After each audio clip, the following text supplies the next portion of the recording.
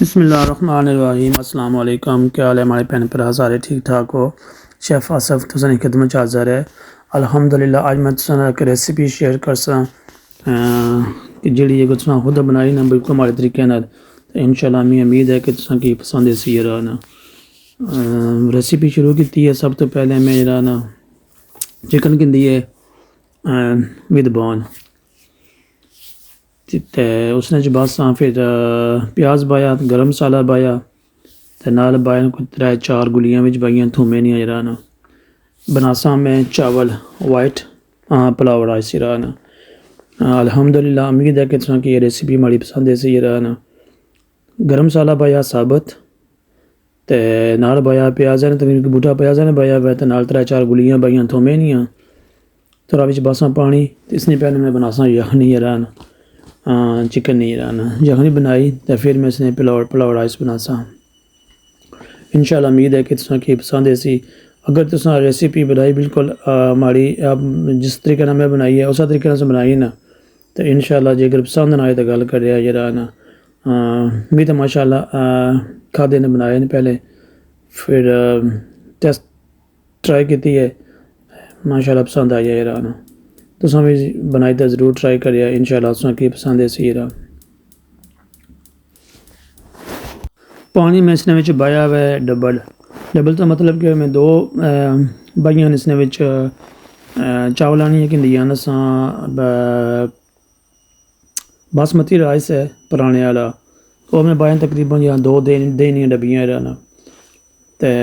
4 دینی ڈبیاں میں بائیاں اس نے پانی نال 1 چمچ بائی ہے میں اس نے وچ رہنا نمک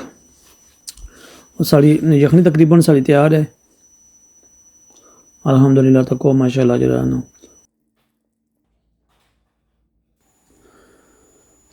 ایک چھانے وچ جڑا نا بوٹیاں جڑیاں نا جو چکن ہے میں اس کی سیپریٹ کری کنساں پانیاں کی میں سیپریٹ کری کنساں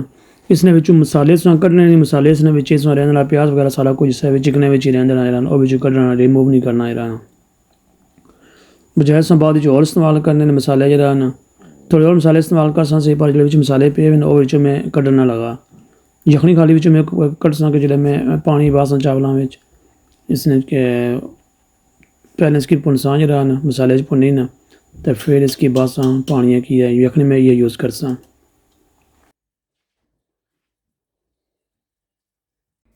یخنی ساری تیار ہو گئی ہے ہن اساں بناساں چکن واسطے مسالہ بناساں جڑا نا پیاز کندا ٹماٹر گرین چلی تے کچھ کچھ ثابت مسالے نے جڑا ثابت مسالیاں وچ گرم مسالہ ہے تھوڑا جہا یوز کرساں دھنیا پاؤڈر ہے زیرہ ثابت ہے تھوڑا جہا یوز کرساں تیل میں کندا تقریباً جڑا کوئی 1.5 کپ جڑا نا تیل پایا اس نے وچ اگر تساں کول ڈالٹا گھیو ہے تو اگر وہ یوز کرو تو وہ میں زیادہ پریفر کرنا پر ہمارے کول کون نہیں اس واسطے میں تیل یوز کیتا ہوئے چاولاں واسطے سب تو بیسٹ ہونا ہے ڈالٹا گھیو اس نے چاول سنے سافٹ رہنے اگر 1-2 دن بعد استعمال کرنے ہو تو پھر بھی چاول سنے نرم رہنا جڑا نا تیلے نہ صرف ہونا چاول سنے ڈرائی ہو جانے بعد وچ تو اس واسطے ٹرائی کرو کہ اگر تساں کول ڈالٹا گھیو ہے کرائی تو تساں ڈالٹا گھیو یوز کرو بنسبت اس نے کہ تیل ساں یوز کرو جڑا نا چاولاں واسطے بس می اپنی یہ ہے کہ وہ انہوں نے چاول گھیو نال چاول اچھے بننے نہیں رہا بالا گنا ہوا تو کوئی مسئلہ نہیں ہے نال میں گرین چلی بنائی ہے چٹنی جڑا نا ثابت زیرہ ہے گرم مسالہ نہیں ثابت دھنیا بس اس کی میں خالی تھوڑا جہا موٹا کریش جڑا نا کیتے اس کی رہنا ٹماٹر گرین چلی ہے یوگرٹ ہے نال فریش دھنیا ہے رہنا یہ مسالے میں سے یوز کرساں رہنا پر سٹیپ بائی سٹیپ نال میں دسنا سوچاں کہ میں کہڑا مسالہ کہڑے ٹائم یوز کیتا ہوا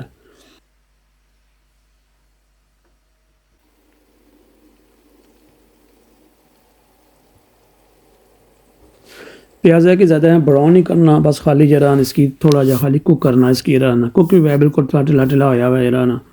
تو رکھنا اس کی وائٹ ہی ہے رہا تو وائٹ سے رہی کہ بالکل اس کی مٹھی اگے پر رکھنا ہے چکن پانی اساں پہلے پیازا وچ تو اس کی تھوڑی دیر خالی بھننا ہے چکنے کی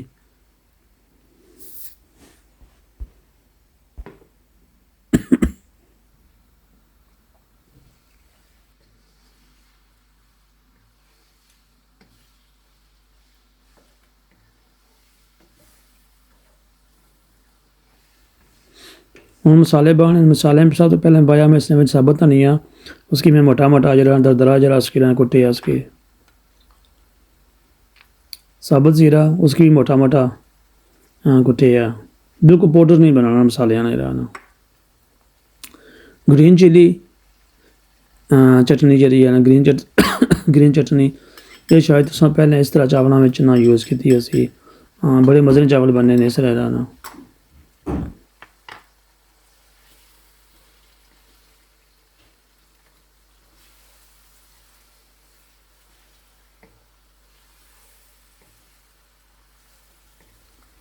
اس کی تھوڑا جا بھنا ہے مسالے کی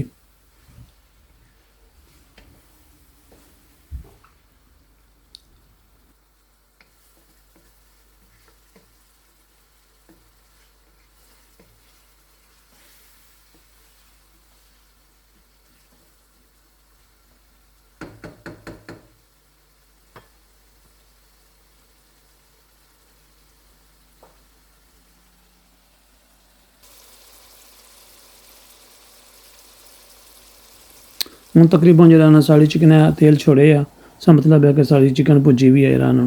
اسٹیپ پر بس ہم ایسے جا دہی اس کی میں تھوڑا جا پتلا کیا سے دودھ بائی تھا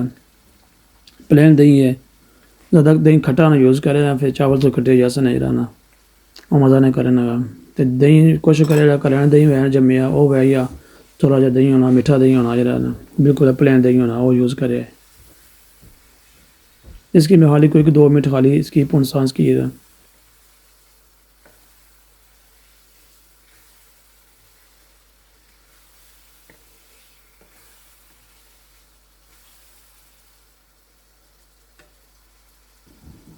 فریش دھنیا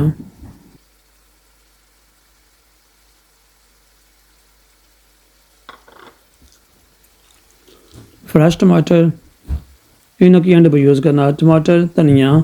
تو گرین چلی یہ بالکل اینڈ تک باننا انہیں کو زیادہ پکانا نہیں مسالہ سلا الحمدللہ تیار ہے ہوں میں اس نے باساں جا پانی جی میں یخنی پہلے بنائی سی نا وہ یخنی بانی ہے اس نے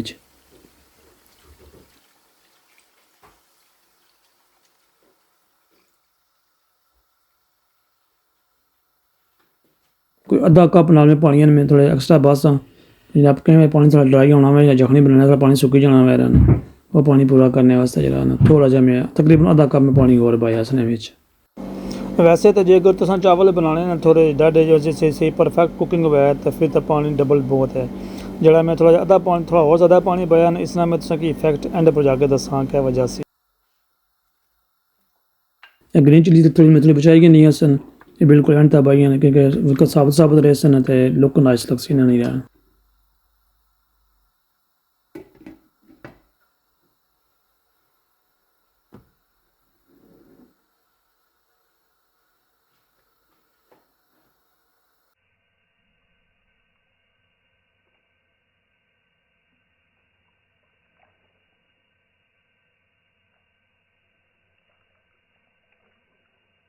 چاولوں کی ہونا کہ جتنی دیر پانی میں چھیڑی تو پہلے رکھ سو نا تو سنے چاول الحمدللہ چنگے بن سن اور ٹیسٹی بن سن یہ رہنا انہیں میں کم از کم میں گھنٹہ ہو گیا نا کہ پانی میں چھیڑی تے رکھے حالی رکھیا نہیں کوئی 3-4 پانی جنہیں کہ میں صاف کیا تو تھا ٹھنڈے پانی نال یہ رہنا ٹھنڈے پانی دھوئی پھر انہیں کہ میں تھوڑا گرم پانی بائن تے رکھی اڑیا یہ رہنا نیم گرم جا پانی اس نے میں گھنٹہ کی رنڈ بوئی رکھے نہیں رہنا تو یہ ہونا بیسٹ طریقہ چاول پکانے واسطے مسالہ سارا الحمدللہ تقریباً تیار ہے پانی سارا والیاں کھانا پیا ہوا تو ہوں میں بس اس نے چاول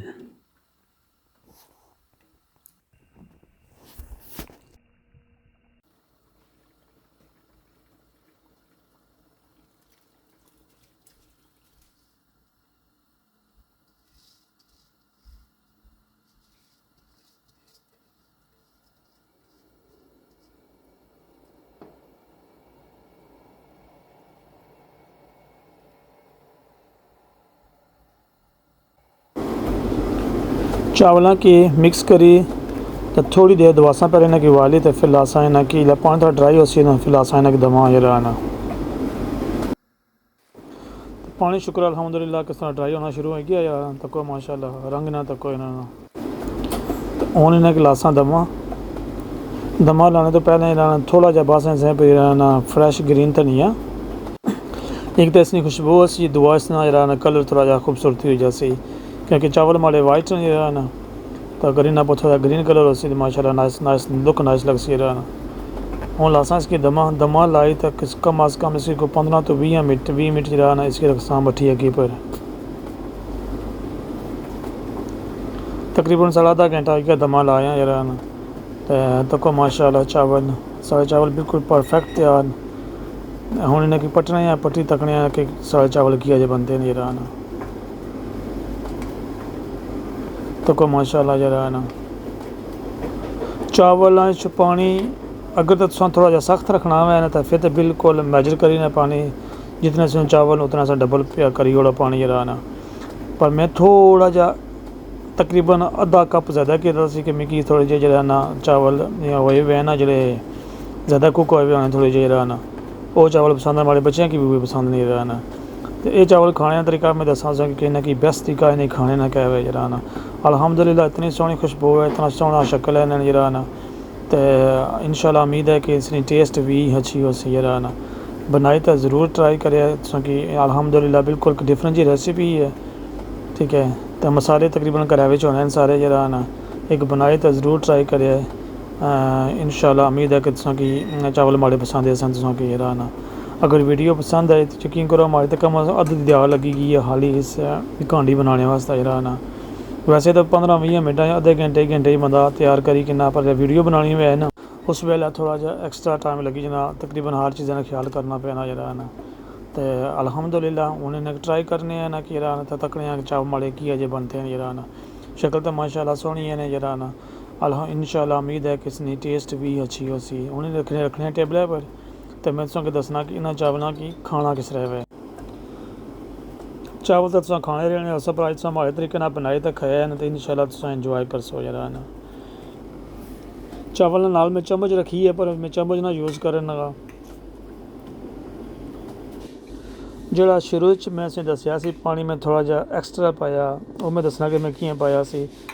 मैं वो तो इस वास्ते पाया सी कि मिगी थोड़े जे चावल जो ना इयां थोड़े जे गले भी वो मिगी नाइस लगने जरा ना तो अगर तुम तो डाढ़े चावल खाए मैं थोड़े सख्त चावल वे किरे वे तो उसने डबल पानी तुम पो अगर तुम थोड़े पसंद करने ना गले चावल तो जितना तुम चावल अपना पानी मेजर किया हुआ ना उस एक्स्ट्रा थोड़ा जहा आधा कप तुम होर एक्स्ट्रा नाल पाई कि उसने जी असी कि तुमने चावल थोड़े गले भी उसने जरा ना इन्होंने चावलों की तुम खाना हथा नाल है तो फिर तो क्या मज़ा ना चावल तो नाल मैं रखिया कट्टी तै प्याज कच्चा प्याज है नाल एक बाइट मारो चावलों ने तो एक नाल बाइट मारो प्याज है नहीं रहा ना तो इंशाल्लाह तुसां के चावल अगर पसंद ना आए तो गल करिए जरा ना तो रिक्वेस्ट कर कि बनाई तो ज़रूर ट्राई करिए आपू खाओ मेहमान घर अच्छा उन्होंने की बनाई खिलाओ तो इंशाल्लाह समय की दुआ दे सो जरा ना मैं इतनी नाइस रेसिपी शेयर की दिया सुना जरा ना अगर वीडियो पसंद आए तो इसको लाइक करिए शेयर करिए तो चैनल की सब्सक्राइब करो प्लीज़ मेहरबानी इसी सारे नहीं रहना अल्लाह ताला सारे खुश रखे अपनी हिफाजत रखे दुआ याद रखे शेफ आसिफ की दो इजाज़त इंशाल्लाह फिर मुलाकात होगी किसी और वीडियो अल्लाह हाफिज़ अल्लाह सुनने वाले है।